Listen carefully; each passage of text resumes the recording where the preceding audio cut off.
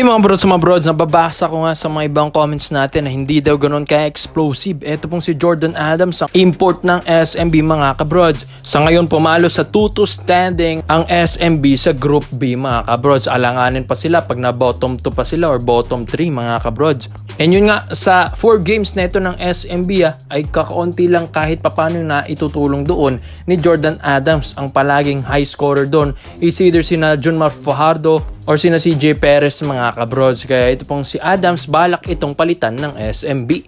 So ito na nga mga brods ito pong si Myles Powell naman kasi ang isa rin sa mga gustong ibalik ng SMB dito sa Pinas. Kung matatandaan nyo yung Bay Area Dragons, kung nanood kayo ng guest team dati ng PBA at nakalaban ng Ginebra sa championship at natalo rin ng Ginebra sa championship tapos na-eliminate na lang SMB sa semifinals, Bay Area Dragons yun mga brods. At ang import nga nila mga kabrods doon ay ito nga si Myles Powell. So malakas na NBA import ito. Galing itong Philadelphia 76ers din mga kabrods noong 2022 to 2023. Kaso nga lang hindi na siya nabigyan ng kontrata dyan. Kaya nga ngayon habang wala pa at kung i-research nyo pa ito pong si Myles Powell, kung may kontrata na ba ito, kung may kuponan na ba ito, ay wala pa mga kabrods. Kaya itong SMB ngayon gustong kunin para maging reserbang import ng SMB ito all throughout this Governor's Cup season mga bros.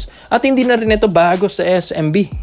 Kilala rin naman natin ng SMB na palaging papalit-palit ng import kada season mga bros. Hindi nga sila mapakali sa isang import lang kada season. It's either isa, dalawa, or tatlo, minsan apat pa nga kung magpalit ito. Kaya ito pong si Myles Powell, nasa 6'2 or 6'3 rin ang height na ito Hindi man kasing laki ni Jordan Adams, pero kung makikita nyo rin sa laruan ng SMB, parang hindi na rin nila kailangan ng malaki or big man pa na import mga kabrods. Dahil nandyan na yung 8-time MVP natin na si Junmar Fajardo, siya na ang bahala sa trabaho dyan sa ilalim. At ang kailangan lang ng SMB, ang isang import na scorer is either shooting guard or point guard man yan. Kaya itong si Myles Powell ay malaking katulong ito ni CJ Perez mga kabrods sa labas. And yun nga, alam natin na yung kakayahan ng isang Myles Powell. Hindi nga makakarating ng championship ang Bay Area Dragons kung walang Myles Powell mga kabrods. Kaya kayang-kaya niya yan tulungan ng SMB. Siguro nga sa mga ilang games pa ng SMB, siguro pag na yung record na ito 2 wins and 4 losses or 5 losses na, baka doon na sila magpalit ng import mga kabrods. So may napatunayan naman na si Myles Powell, NBA rin ito mga brods, di rin basta-basta ito. Kaya ito ang isa sa magiging reserbang import nila sa SMB. Dahil itong si Jordan Adams, kapag hindi niya natulungan pang SMB sa mga next games nila ngayong Governor's Cup 2024, ay palit import na agad ito. Ay alam naman natin ng SMB. Kung SMB fan ka, alam mo na yung galawan ng SMB pag ganyan. So syempre, iba na rin kasi yung sistema ngayon sa PBA. May Group A and Group B na, kaya kailangan ng SMB ay maka-advance sa next round dito sa Group B para nga makarating ulit sila ng championship. Dahil sabi nga nila, baka end of SMC era na daw ito mga kabrods pero hindi rin natin alam kung totoo ba yun, dahil alam naman natin na mga SMC teams, mga late game yan mga kabrods, bumabanat. Dahil sa Group A nga, ang top 2 teams doon, TNT tapos si Meralco. Sumunod na Northport tapos Magnolia. Sa Group B naman, ang top teams doon, Reino or Shine and NLX Road Warriors. Mga pangatlo nga lang ang SMB tapos undefeated pa rong Ross doon mga kabrods. Kaya ang SMB habang maaga pa, pwede nilang palitan si Jordan Adams. Kaya ikaw mga brods Myles Powell, dadating na ulit ng SMB. At isa pa dito, ay matalik na kaibigan niya, si Chris Ross. So dito naman po tayo sa kabilang balita naman natin mga brods. Kamakailan lang nakaraan naka 51 points. Ito pong si Arvin Tolentino mga kabrods Kung di man ako nagkakamali, tatlo siya or pang-apat sa mga local players sa PBA na naka 51 points mga kabrods. Kaya correct me if I'm wrong And yun nga, sa ginawa ni Arvin Tolentino na 51 points against Converge, Fiber, Xers, ay dito na nga nagkakaroon tayo ng mga rumors and reports mga kabrods. And yun nga, neto lang biglang sinare ni Mr. Snow Badwa ang kanyang post dati na ito pong si Mr. Beast kasama ito pong si Mr. Bean.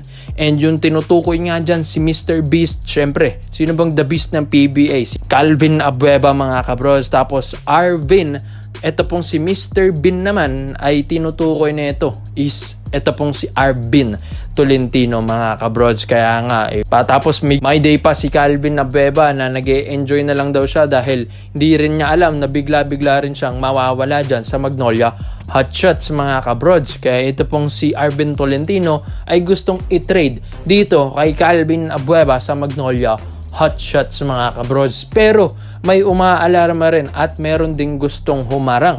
Ang Barangay Ginebra kasi gusto na rin nilang ibalik ulit ito pong si Arvin Tolentino.